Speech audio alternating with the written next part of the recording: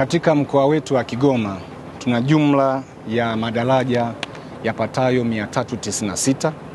Katika haya madaraja 396 yapo ya saizi mbalimbali, lakini madaraja makubwa kabisa yako madaraja 5. Kwa ujumla tumekuwa tukifanya inspections ya madaraja yetu mara kwa mara, angalau tunafanya mara 4 kwa mwaka, na kila mara tukifanya ni lazima tuangalie mpaka chini tuone kwamba maji yanakotoka na yanakoelekea kuko sawasawa.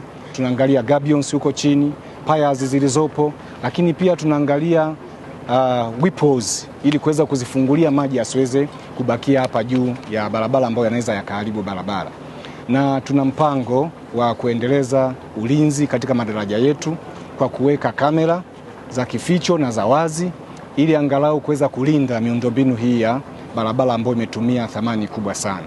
Kwa hiyo ninawasihi wananchi ambao wanapitiwa na miundombinu yetu ya barabara, hususan eneo hili pia la Malagarasi, tunaomba sana waweze kutunza fenicha zetu za barabarani zikiwemo taa za barabarani. Eneo hili lilikuwa na taa za barabarani kama mnavyoona mwandishi, lakini wananchi ambao sio waaminifu walizihujumu kwa kuiba na sasa wanasababishia hasara serikali, na tunaanza kufunga tena taa nyingine mpya. Tuwasihi pia madereva wa barabarani wanaoharibu miundombinu ya barabara hawaruhusiwi kufanya matengenezo kwenye barabara zetu, hawaruhusiwi kumwaga mafuta, lakini pia wafunike magari yao makubwa yanayokuwa yamejaza mchanga barabarani ili wasichafue barabara zetu.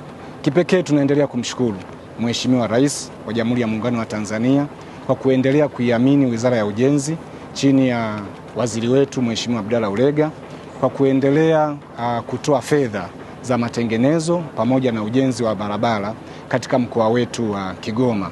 Mkoa wetu wa Kigoma kama nilivyosema awali umepanuka sana, unafikika, na barabara kwa kweli ziko katika hali nzuri na taa zinaendelea kuing'arisha mkoa wetu wa Kigoma.